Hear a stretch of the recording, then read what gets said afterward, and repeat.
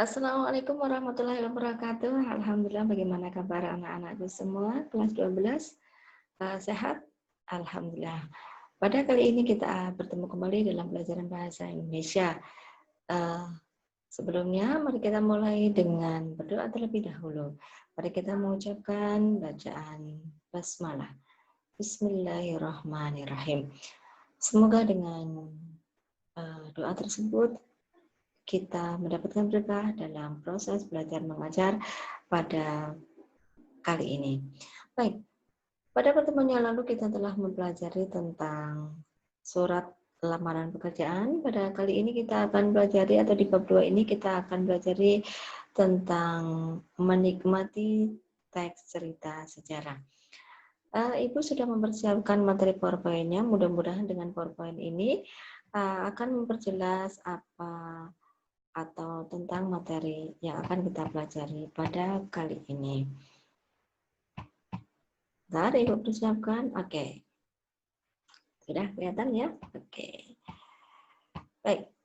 Seperti yang Ibu sudah sampaikan tadi, kita mempelajari di bab 2, menikmati cerita sejarah. Kompetensi dasar, seperti biasanya ada kompetensi dasar pengetahuan dan kompetensi keterampilan. Kompetensi ini yang akan kita pelajari pada bab kali ini.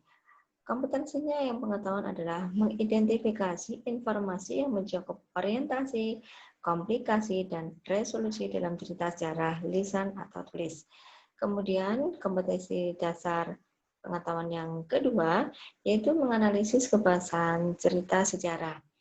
Di samping kompetensi dasar pengetahuan, kita juga nantinya akan belajar mengenai kompetensi keterampilan berupa mengonstruksi nilai-nilai dari informasi cerita sejarah.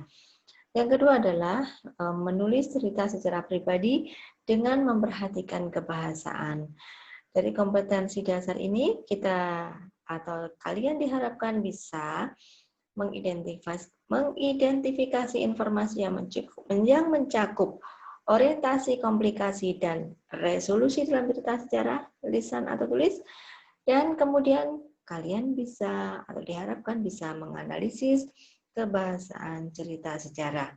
Sedangkan yang kompetensi dasar keterampilan diharapkan kalian bisa mengonstruksi nilai-nilai dari informasi cerita sejarah, kemudian dari pembelajaran ini kalian diharapkan bisa menulis cerita sejarah pribadi dengan memperhatikan kebahasaan. Baik, sebelumnya, apa sih sejarah itu? Sejarah diartikan sebagai asal-usul atau keturunan, silsilah, kejadian, dan peristiwa yang benar-benar terjadi pada masa lampau.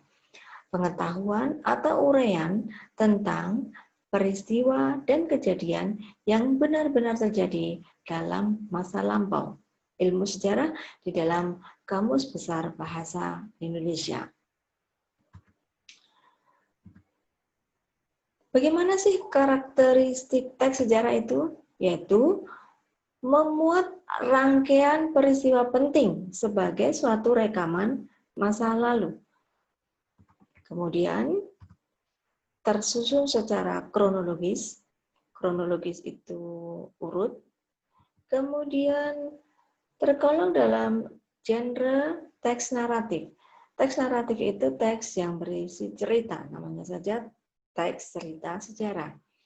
Kemudian terdapat unsur penokohan, ada tokohnya, kemudian ada rangkaian peristiwa, dan ada alur. Nah, isinya berupa cerita. Isi cerita berupa informasi faktual. Jadi, informasi yang ada di dalam teks cerita sejarah biasanya berupa fakta-fakta. Bagaimana struktur teks cerita sejarah? Struktur teks cerita sejarah yang pertama ada orientasi atau pendahuluan, bagaimana tokoh-tokoh, kemudian tempat atau latar, kemudian settingnya diceritakan atau dikenalkan di dalam orientasi ini. Kemudian dari tokoh, latar tempat, kemudian itu menimbulkan suatu peristiwa berupa kerumitan atau komplikasi. Kemudian dari komplikasi-komplikasi tersebut, kemudian nanti pada akhirnya ada resolusi. Jadi struktur tes cerita sejarah itu ada orientasi, ada komplikasi, dan ada resolusi.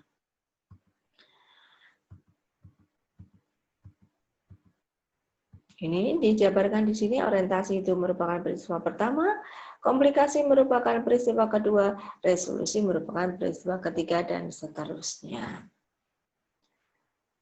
Baik, selanjutnya, bagaimana nilai-nilai moral dalam teks cerita sejarah? Ada nilai patriotisme.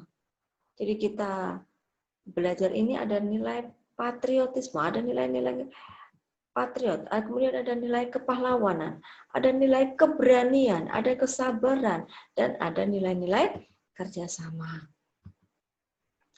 Apa sih manfaat teks cerita sejarah tersebut? Yaitu sumber belajar atau keteladanan.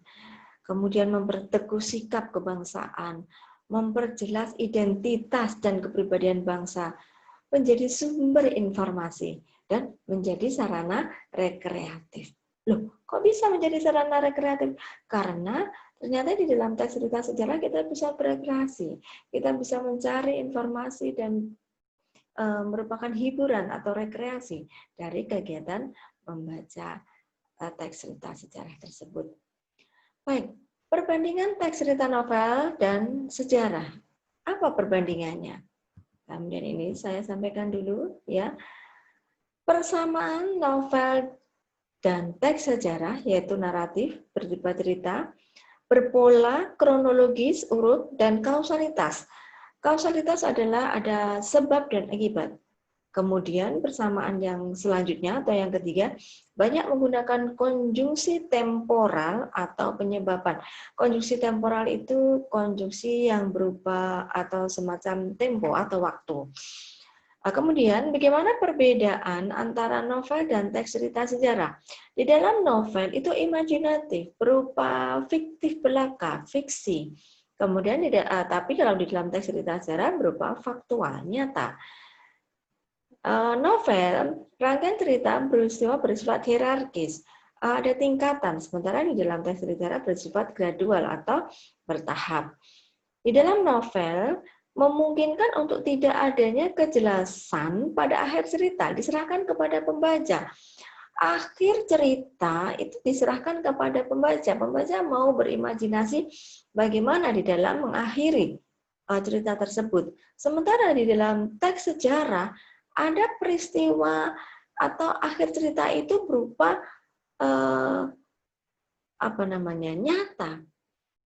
Kalau di sini dituliskan sebagai konsekuensi dari peristiwa sebelumnya, merupakan kesimpulan atau penilaian. Nah, maksudnya di sini adalah akhir peristiwa itu merupakan kesimpulan dan itu nyata. Kemudian selanjutnya, kebahasaan teks cerita sejarah. Di sini, kata-kata berupa tindakan. Kemudian keterangan tempat, waktu, kemudian konjungsi yang digunakan biasanya konjungsi temporal dan konjungsi kausalitas, hubungan sebab akibat, dan kalimatnya bermasa lampau seperti pada zaman dahulu, ketika itu. Nah, itu kalimat-kalimatnya bermasa lampau. Bagaimana 3 langkah utama penulisan teks cerita sejarah? Ini ada 3 langkah utama. Yang pertama adalah menentukan topiknya. Topiknya itu sebaiknya yang terjangkau. Kemudian sumber data tersedia. Dan setelah itu kemudian kalian mengumpulkan fakta. Bagaimana? Dengan studi dokumentasi. Kemudian pengamatan lapangan. Kemudian wawancara. Bagaimana wawancara dilakukan? Bisa dilakukan dengan tokoh-tokoh masyarakat. Kemudian dari situ setelah menentukan topik, kemudian mengumpulkan fakta, kemudian kalian bisa mengembangkan teks. Nah, teksnya ini sesuai dengan struktur seperti yang tadi dijelaskan, orientasi, komplikasi, kemudian resolusi.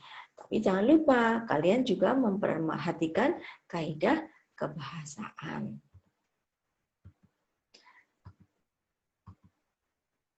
Topik-topik dalam teks cerita sejarah bisa silsilah peran seorang tokoh masyarakat. Contohnya kuncen, bidan kampung, dukun desa, kemudian bisa berupa adat istiadat masyarakat sekitar.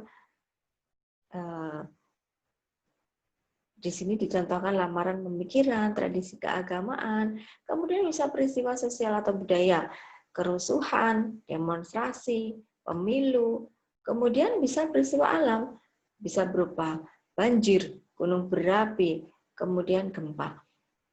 Nah, topik-topik ini bisa ada di dalam teks cerita sejarah. Nah, setelah itu yang terakhir adalah aspek-aspek penyuntingan. Kalian kalau menyunting, kalian sunting kaidah kebahasaannya. Bagaimana, sudahkah sesuai dengan kaidah kebahasaannya? Kemudian strukturnya apakah sudah sesuai dengan orientasi, komplikasi, dan resolusi? Kemudian lupa dengan ejaan atau tanda baca. Kalau kita tidak tahu, ada buku yang namanya buku PUEBI, Pedoman Umum Ejaan Bahasa Indonesia, yang dulu dinamakan EYD atau ejaan yang disempurnakan. Tetapi sekarang berubah namanya menjadi PUEBI atau Pedoman Umum Ejaan Bahasa Indonesia. Baik, itu materi kita tentang menikmati teks cerita sejarah. Kalian bisa membuka di buku pelajaran, buku wajib, buku paket tentang menikmati cerita sejarah. Kemudian kalian bisa bisa menghubungkan dengan penjelasan yang Ibu berikan pada PowerPoint ini.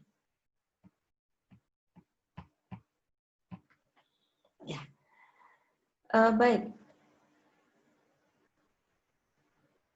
Mudah-mudahan apa yang Ibu sampaikan ini bisa menjadi lebih jelas, karena media ini jujur sebagai pengganti pertemuan tatap muka yang harusnya biasanya kita lakukan. Tetapi karena berhubung adanya pandemi wabah COVID ini, maka kita menggunakan media ini. Mudah-mudahan dengan ini bisa